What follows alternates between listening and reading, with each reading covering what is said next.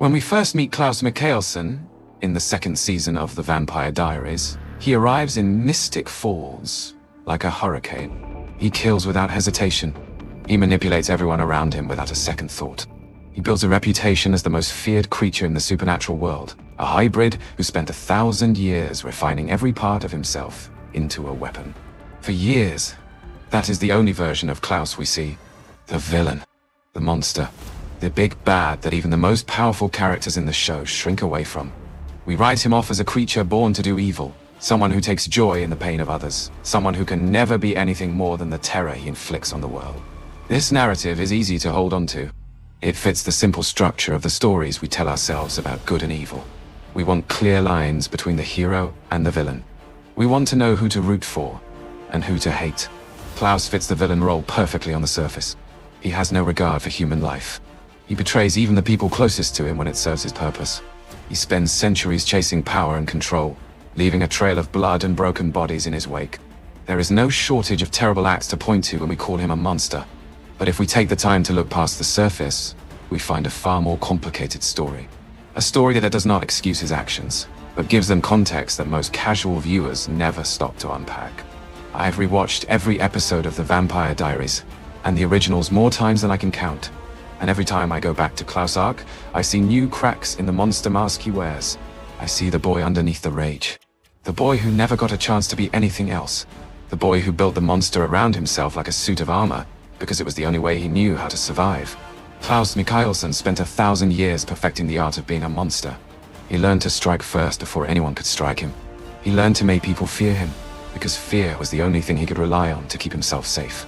He learned to shut down every part of himself that could feel pain, or love, or vulnerability, because every time he let those parts show, he was punished for it.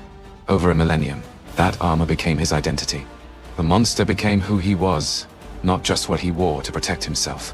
But here's the quiet truth that sits at the heart of his entire story. It only took one heartbeat to dismantle his legacy of terror.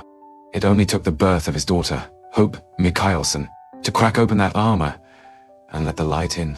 For 1,000 years, he ran from the one thing he wanted more than anything in the world: unconditional love.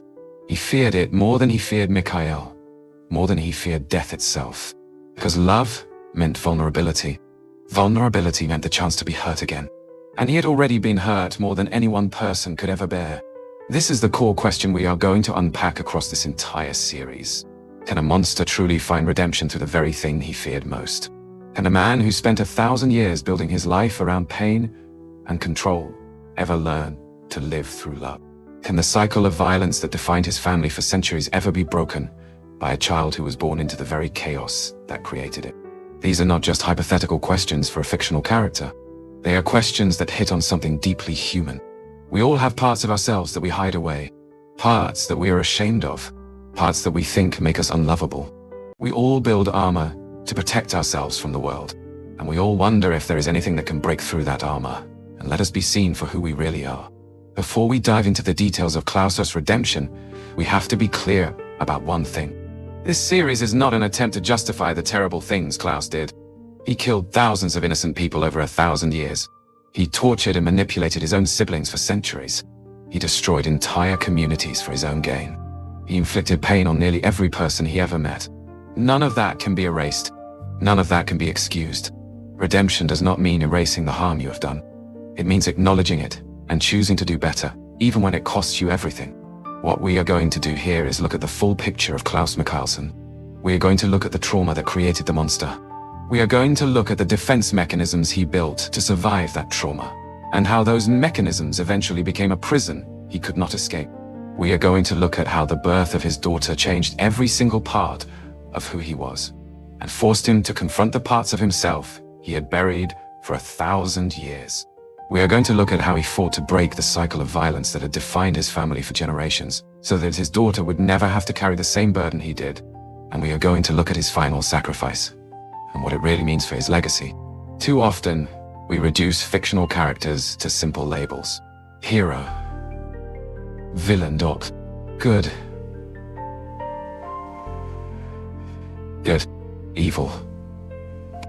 But real people are not that simple, and the best fictional characters are the ones that feel like real people. Klaus Mikaelson is not a perfect hero. He is not a pure villain. He is a deeply broken man who spent 1,000 years running from his pain and finally found the courage to face it for the sake of the person he loved most. That is the story we are here to tell. Not the story of a monster, but the story of a man who was trapped in a monster's body and finally found his way out. We have to start at the beginning.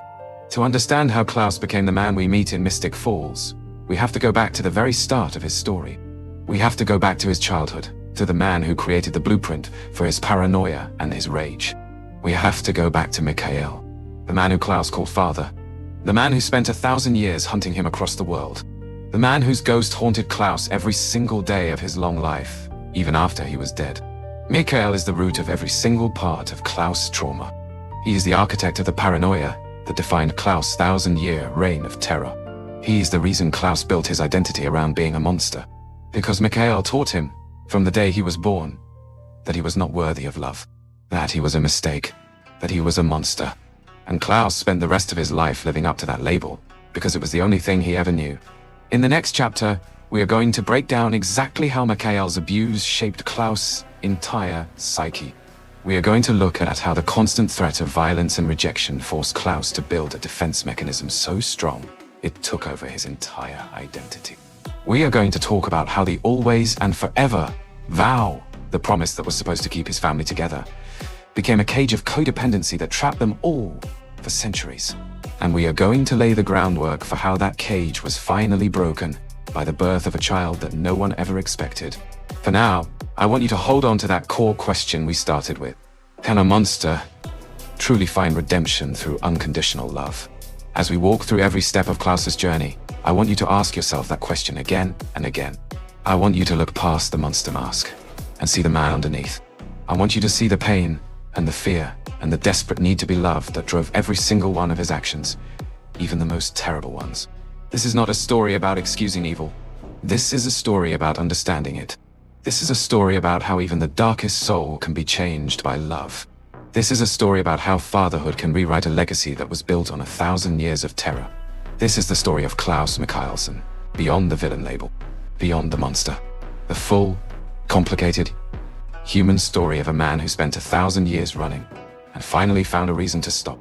We often talk about redemption as a single moment, a single choice that erases all the bad that came before it. But redemption is not a single moment. It is a journey. It is 1,000 small choices made every single day to be better than you were the day before. It is facing the harm you have done and taking responsibility for it, even when it is hard, even when it costs you everything.